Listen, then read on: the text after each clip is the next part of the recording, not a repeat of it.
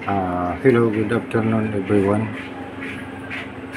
Siya nga pala, pag nasiraan kayo ng mga 100 o 110 na stator, mas maganda to ganito yung gamitin. Parehas lang ito ng butas.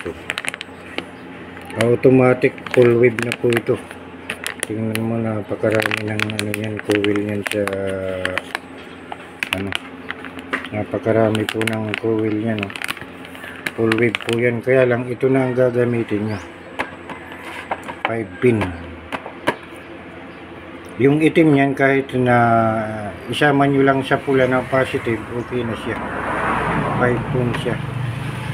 Kahit marami kayong ilaw, malalakas na busina, kayang-kaya ho ito maglulubat. Di katulad nitong sa 110 XRM.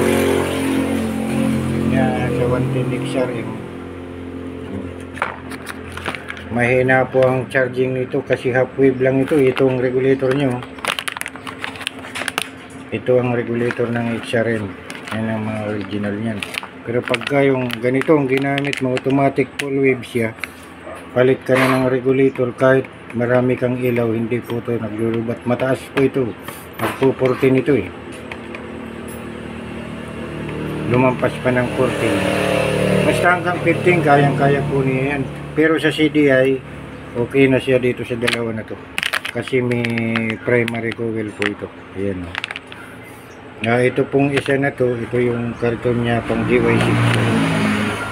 GY6 yan. GY6.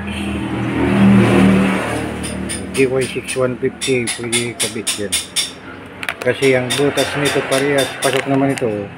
Dalawa din ang butas, ayun. Dalawa din ang butas.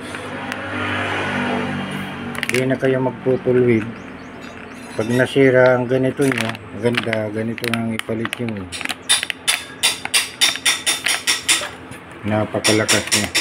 Tapos ito, pwede na yung pang GY6, basta yung mga 5 pin. Okay na to. Kasi yung, ang itim niyan, yan nagko-control ng voltage. Dapat may tap mo yan sa positive para mareregulate yung charging niya, hindi masisira.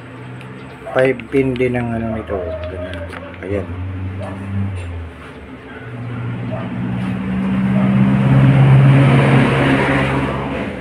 Pasok po yan, maganda yun. Maraming salamat. Sana mayroon kayong natutunan kahit kaunti. At saka yung ibang di pa nakakapag-subscribe, kung pwede, paki-subscribe. Yung pag nagustuhan nyo itong mga video ko. Maraming salamat. God bless po.